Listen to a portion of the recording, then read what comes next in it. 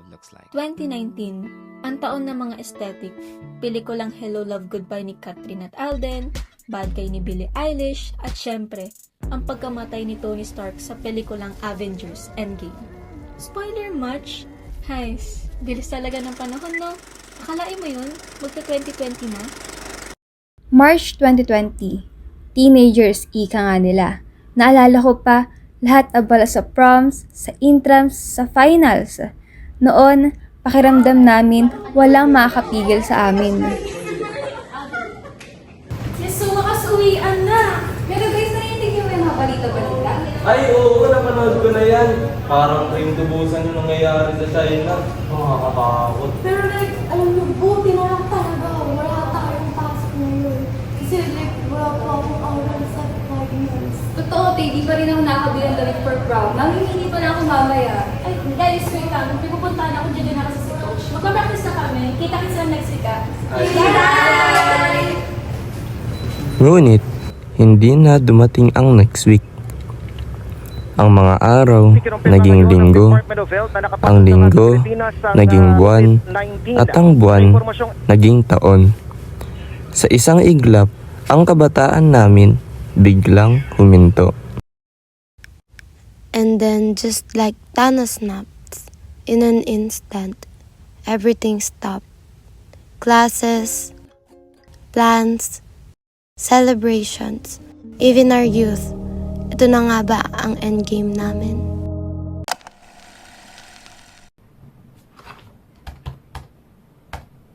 Di ba naman internet, pahinto-hinto? Nagpasan pa ako ng 11:50 na yun, no? Kailan ba ito babalik sa normal? Kanina ka pa nakailata dyan! Di ka tumutulong sa gawain bahay, puro ka na lang laptop! Alam nila yung pinagdadaanan namin, eh. Some had to grow up faster than I ever imagined, taking on responsibilities that weren't theirs to begin with. Oh, love! Kumusta ka naman dyan? Andito, love. Nag-iimpake. Ang dami naming layoff dito sa Dubai. Baka umuwi muna ako ng Pinas. Sige, love. Baka mastorbo pa kita. Mag-ingat ka dyan, ha? Hello, ma. May need pala kaming bayaran para sa school. Need na lang 25,000 para sa tuition fee ko eh. Enrollment ako kasi nitong makalawa. Tapos dumating na rin pala yung mga bills sa kuryente at saka tubig. Need na rin ito bayaran, baka maputulan pa tayo. Nak, patawad pero bakit di ka muna namin pa-enrollin ngayong pasukan? Ang tatay mo kasi nawalan ng trabaho. Di bali, ma. Susubukan kong gumawa ng paraan para makatulong sa mga bayaran natin. For some, the pause became a grind, a never-ending hustle just to keep afloat.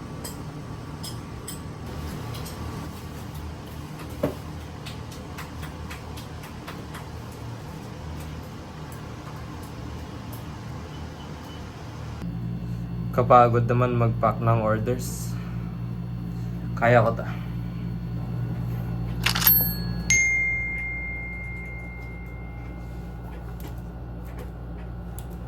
Every click, every order, every little sale. It wasn't glamorous, but it kept the day moving, kept the pause from swallowing everything.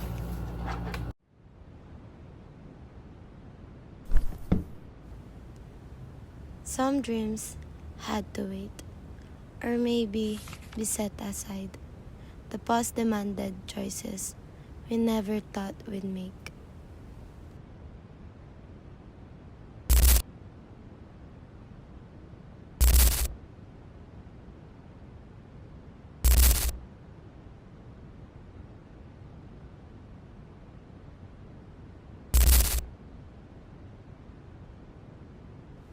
What if nag-arky ako? Sino kaya ako ngayon? Siguro ito muna. Dito na lang muna ako sa sigurado, yung mas practical. And yet, even in pause, we found ways to move forward, to survive, to dream quietly, in secret, until the day we could finally press play. Akala natin titigil na lahat. Pero ito tayo ngayon, magkakasama pa rin. Grabe, para kahapon lang nasa gate pa tayo ng school. Pero ngayon, ang dami na natin ipagdaanan.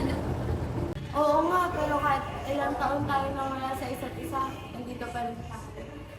Para sa barkadang hindi kayang i-post ng kahit pandemya. Tagumpay na